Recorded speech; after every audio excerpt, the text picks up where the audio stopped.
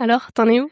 À 24 semaines d'aménorrhée. Alors oui, on est toujours à 24 semaines d'aménorrhée. On l'a expliqué à la fin de l'épisode 9. Le sujet du prénom étant très long, on a fait le choix de le traiter en 2 épisodes après le tournage. Bonne écoute et à très bientôt. Je me demandais, pendant la grossesse, donc quand vous avez cherché les prénoms, comment vous êtes inspirée?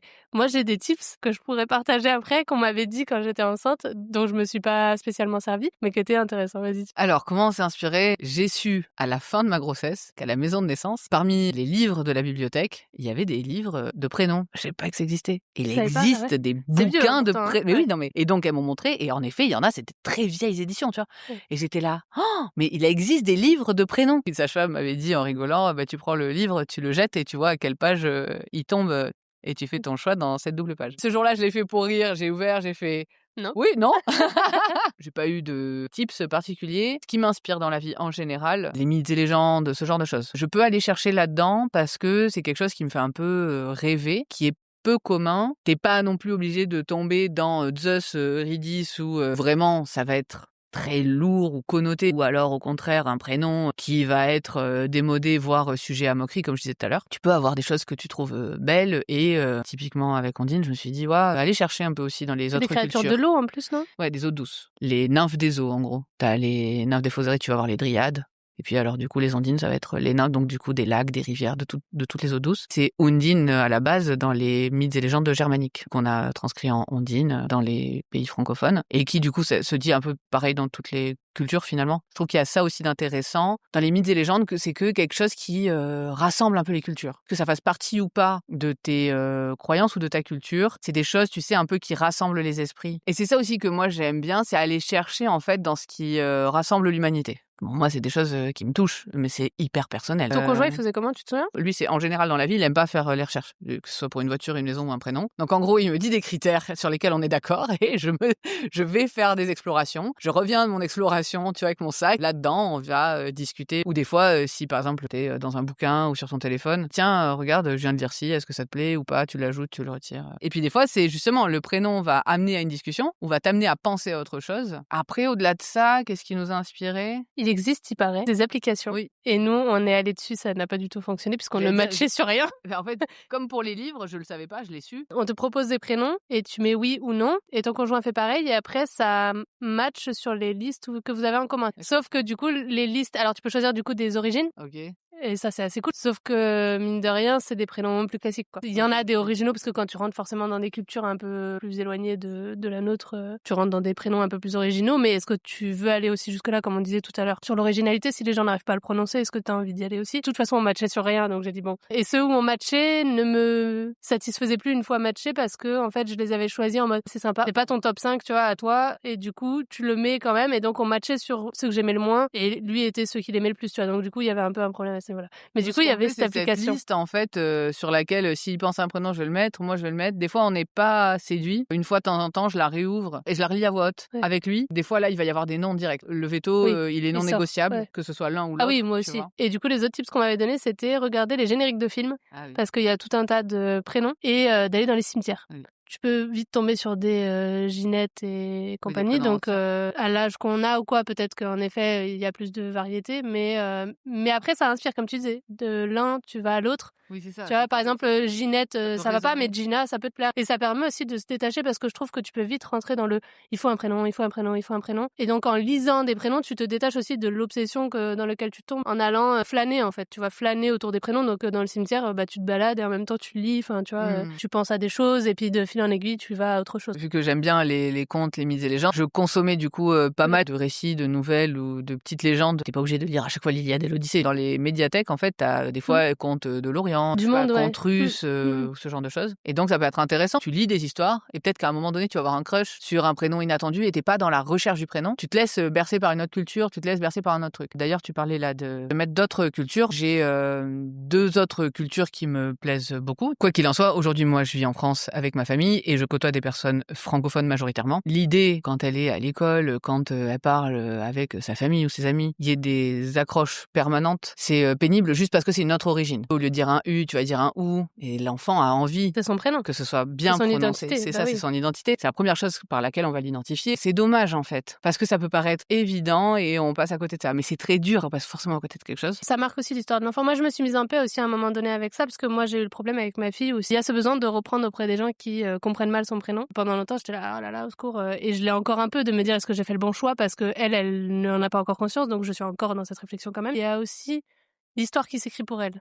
Nous, on a fait ce choix parce qu'on aimait ce prénom, tu vois. Il y avait quelque chose de beau, il y avait quelque chose de doux. J'ai eu plusieurs signes. Alors, on croit aux signes, on croit pas aux signes. C'était vraiment des coïncidences, mais que je trouvais douces et jolies, tu vois, qui se sont additionnées, où je me suis dit, bah en fait, peut-être que ça devait être ce prénom, tu vois. Ça devait être ça, parce que on a cumulé quelque chose comme 5 coïncidences autour de ce prénom qui correspondait à une histoire de vie qui nous touchait nous. Il y a beaucoup de contrôle aussi dans le fait de se dire, oh là là, je suis responsable de sa destinée avec son prénom. Et en effet, et en même temps, c'est son histoire. En fait, et moi, des fois, quelque c'est chose, ça. mais après, ça vit C'est malgré ça. toi. Et c'est intéressant, par exemple, moi, mon prénom, je n'en ai jamais voulu à mes parents de m'avoir appelée Capucine. Pourtant, j'ai galéré avec mon prénom pour diverses raisons. Que ce soit les moqueries, que ce soit le côté enfantin. Moi, souvent, on me dit, oh, c'est mignon. Alors que j'ai 30 ans passés. C'est particulier, tu vois. Je me dis, si j'avais été avocate, peut-être que ça aurait été un peu dégradant ou décrédibilisant, tu vois.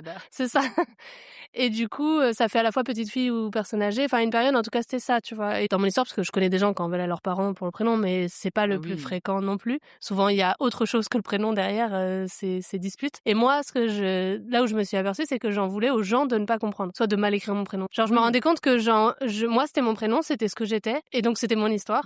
Et en fait, j'en voulais aux gens d'être à l'ouest sur l'orthographe alors que c'est un nom commun. C'est là aussi où je voulais en venir pour ta fille, c'est que c'est pas, pour moi, c'est pas la même chose que quand c'est un prénom étranger où la lettre ne se prononce pas pareil en français et dans la langue d'origine, quelle qu'elle soit. Oui, ça reste quelque chose qu'elle pourrait dire quotidiennement à des gens qu'elle ne connaît pas, tu vois. Quand tu le lis, il y a pas de, oui, quand il est, mais on dit à moins ça. d'y mettre de la mauvaise volonté. Mais voilà, en fait, mais comme tu vas dire de Capucine, qui est en fait à la base, ça reste un nom commun vu que c'est un nom de fleur. Et dans les que j'aimais bien faire pour me détacher du prénom, tu cries à table, Olivia à table. Alors ça marche pas. On dîne à table. Vous l'avez pas fait le à table. Vous l'avez pas fait. On n'a pas fait le à table. Dis-toi, c'est le seul jeu de mots pour l'instant qu'on m'a fait pour ma fille. Mais non, ce que je faisais, c'est que j'allais dans les noms communs. Les fruits, les fleurs et tout. Ou alors les trucs que j'aime. Par rapport Nuages. à trouver le prénom, c'est ça? Ouais. Le fait de passer par les noms communs, ça détache, je trouve, de cette puissance qu'a le prénom. Parce que du coup, quand tu tombes dans la mythologie, il y a un truc très puissant. Des Zeus, des Héra, des trucs comme ça. C'est très beau, mais... lourd, tu vois, à porter. Alors qu'en fait, quand tu vas tomber dans des choses très douces du quotidien, des trucs style nuages, plumes, tu vois, des trucs comme ça. Moi, en tout cas, je trouvais ça très chouette. Capucine a fait partie des choses que j'aimais parce que j'aime beaucoup la fleur capucine, que j'en ai plantée à une certaine période de ma vie. Genre, moi, Plume, c'est un prénom. Je trouve que ça pourrait être un beau prénom. Mon conjoint, voilà, sur ce genre de truc. Les fameuses connotations dont tu parlais, c'est le risque de nos jours aussi, tu vois, d'être attaché à la possibilité d'une culture woke, bobo, enfin, tu vois. C'est dommage parce que même si on en fait partie ou pas, enfin, tu vois, la question n'est pas tant là que le fait d'être déjà réduit à ça juste par son prénom. Exactement. Quoi. En fait, il y a ce risque-là et il y a après aussi quelqu'un qui s'appellerait Plume ou Perle ou quoi et qui en fait a un caractère hyper dur. C'est en fait tellement dans un sens que du coup ça peut créer un contraste très intéressant. Je serais ok, tu vois, avec cette idée. Mais par exemple mon conjoint, ça le questionne. Comment tu fais pour trouver cette souplesse dans le prénom qui met d'accord tout le monde, qui va aussi mettre d'accord ton enfant avec son histoire. Moi, j'en ai jamais voulu à mes parents de m'avoir appelée Julie. Je trouvais ça désagréable que les professeurs, par exemple, donc s'il y a des profs qui m'entendent, ça m'est arrivé certaines années qu'il y ait entre 2 et 4, voire 5 Julie dans la même classe. Et que les profs, pour faire simple, prennent la liste d'appels et ils disent du coup Julie 1, 2, 3, 4, 5. Ça, c'est fou. Et ça, je trouve ça désagréable. Je trouve que il y a moyen de demander soit le deuxième prénom, soit un surnom. C'est pas grave, en fait. Bah, vaut mieux s'appeler Juju, Jules et voilà, en fait, c'est ça. C'est de s'appeler 1, 2, 3, 4. C'est qu'en plus, souvent, s'il y a plusieurs Jules dans la même classe, les copains entre eux ne vont pas les surnommer de la même façon. Tout simplement, mais c'est instinctif chez l'enfant. Ça va être très clair et ça va se faire de manière hyper souple, hyper douce. Est-ce que l'instit pourrais pas demander en début d'année comment t'appelles tes copains ou comment on te surnomme à la maison. Ça serait quelque chose, je trouve, de super chouette. Mais C'est mieux aussi qu'un l'identité chiffre, de l'enfant. Ouais. C'est vachement mieux qu'un C'est chiffre. pas un prisonnier, quoi. C'est ça. Alors moi, du coup, c'est arrivé, je pense, 1 ou 2 fois dans toute ma scolarité de pas être la première de la liste par C'est B1. déjà bien, t'étais la Julie 1. Mais voilà, T'as j'étais pas souvent Julie 1 ou 5. 2. Oui, mais en fait, trop bizarre. Qu'est-ce que c'est que de porter le chiffre 1? Enfin, tu vois. Non, mais c'est très particulier. Pour les instits, s'il vous plaît, mais demandez à l'enfant. Il a sans doute un surnom. Ça prend quoi? 1 minute? Et sur le prénom, moi j'ai autre chose aussi que j'avais trouvé intéressant, qui a été important pour nous. Quand on s'est retrouvés à la fin de la grossesse, ma fille était en siège et elle avait toujours pas de prénom Ah et la oui. chambre était pas finie. Enfin, tu vois, c'était dernier écho, donc on avait encore un peu de temps pour finir ce qu'on avait à finir, tu vois. Et le prénom, c'était pas urgent non plus à la base. Et comme on avait besoin de ce temps, on s'était laissé le temps en fait. Et quand on a eu conscience qu'elle était dans le mauvais sens, nous, ça a été une démarche qu'on a faite parmi les autres possibilités de la faire se retourner. C'était de se dire qu'elle soit prête à arriver à ce monde, donc que sa chambre soit prête, qu'elle soit prête à être accueillie en fait, avec un prénom, avec un univers, avec tout ça. Ça nous a mis un peu le pied à l'étrier en se disant bah là maintenant on se pose, trouvons-lui un prénom parce que du coup elle va avoir une identité. Ça veut dire aussi que c'est moins flou pour nous aussi son arrivée. Alors après on parle de symbolique ou quoi, mais dans le fait d'un enfant qui est pas dans le bon sens, je pense que c'est intéressant de voir toutes les dimensions à la fois physiologiques, psychologiques. Et du coup moi c'était important de passer aussi par cette phase psychologique. Alors c'est un tips pour ceux qui feraient tout pour retourner leur enfant et en général on fait tout ce qu'on peut et s'il se retourne pas c'est qu'il a une bonne raison de ne pas se retourner. Ça c'est ce qu'une sage-femme nous a dit et que je trouve très intéressant. Mais en accouchant en maison de naissance, c'est une certaine pression, n'est-ce pas? Et moi, je sais que ça avait été une très grosse pression et donc j'avais voulu éliminer aussi cette dimension-là et ça avait été important et c'était un moyen aussi de mettre un terme à ce questionnement de prénom qui n'en finissait pas aussi. On est allé au resto, on a fait un point et ça avait été un moment doux aussi et intéressant et important. Les gens qui entendent ça peuvent se dire oui, il y a une dimension ésotérique, mais en fait, tout comme pour l'accouchement, j'ai tendance à croire que c'est pas ésotérique. Et après, oui, on y croit pas, on le fait pas, peu importe en vrai. Mais c'est qu'il y a un réel aspect psychologique En dans fait, ce qu'on on s'ouvre. traverse, de tous les témoignages qu'on recueille depuis 2 ans maintenant, sage-femme et femme, professionnelle ou pas, la dimension psychologique qu'il y a pour accoucher, où vraiment le cerveau peut bloquer un accouchement, etc.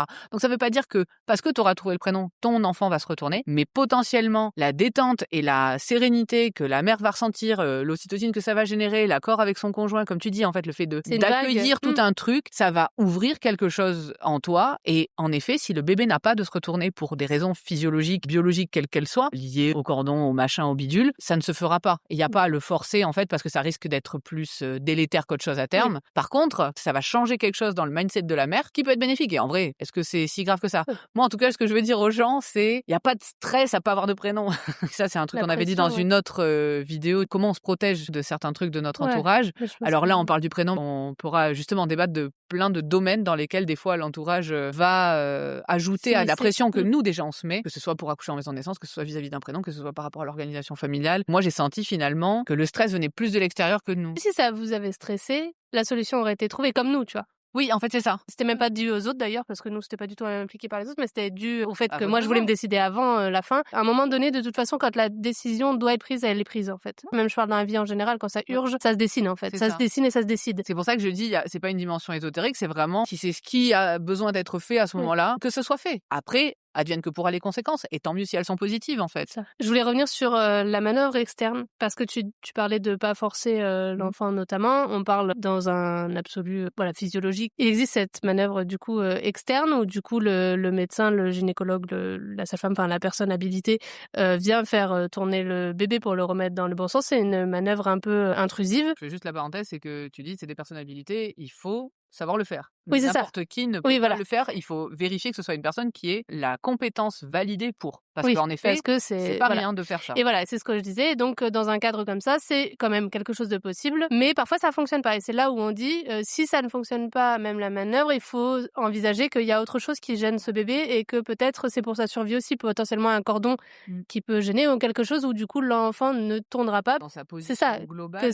que c'est risqué pour lui et du coup c'est important de le respecter. Mais il y a quand même cette manœuvre qui est faisable, qui n'est pas dangereuse, qui est désagréable. Ça peut être désagréable, voire j'ai déjà entendu dire limite douloureux. Et comme tu dis, en fait, si l'enfant retrouve sa position, c'est qu'il y a une bonne raison. En tout cas, pas se culpabiliser C'est si on doit très passer par cette manœuvre. déconseillé, de le faire en tout cas plus d'une fois. Oui, voilà. Là, tu augmentes les chances de problématiques. C'est quelque chose qui existe depuis hyper Oui. longtemps. Hein, la Et c'est quelque chose manœuvre, qu'on peut nous proposer et après on l'accepte ou non. Je dis ça pour pas qu'il y ait des gens qui se culpabilisent à vouloir faire ce que leur gynécologue leur propose et vouloir y ou adhérer. refuser parce que ça leur fait peur. C'est pas dangereux. Cette manœuvre est faite en matière. parce que justement, elle peut déclencher quelque chose. S'il faut le faire le plus Tard possible. possible, en tout cas dans la mesure de ce qui est OK par rapport à votre grossesse et votre cas de figure. Moi, les 2 trucs que j'ai beaucoup entendu dire des professionnels, c'est jamais le faire 2 fois parce qu'en fait, si une fois le bébé revient, c'est qu'il y a autre chose, quoi. Et Oui. respecter ça. C'est un Frustrant que ça puisse être, un oui, deuil à faire, mais voilà, pas tomber dans quelque chose qui puisse faire du mal à maman ou bébé, c'est l'essentiel, quoi. c'est sûr. En tout cas, on aura l'occasion, même au niveau des prénoms, de reparler de la vie des gens et de leur façon de s'intégrer dans nos grossesses et dans notre parentalité à venir. En tout cas, je pense qu'il y a c'était plusieurs très sujets, ouais. intéressant et j'ai hâte de jouer au jeu de deviner ce prénom. Mais je vais attendre un peu parce que je veux pas On est passer, encore tôt, là. c'est ça, 3 mois à deviner. Oui. Bon, on se dit à la prochaine parce que là, il commence à pleuvoir sérieux. Ouais, Il serait on va temps rentrer à la d'arrêter. maison. Allez, ciao, à la prochaine. Ciao, à la prochaine.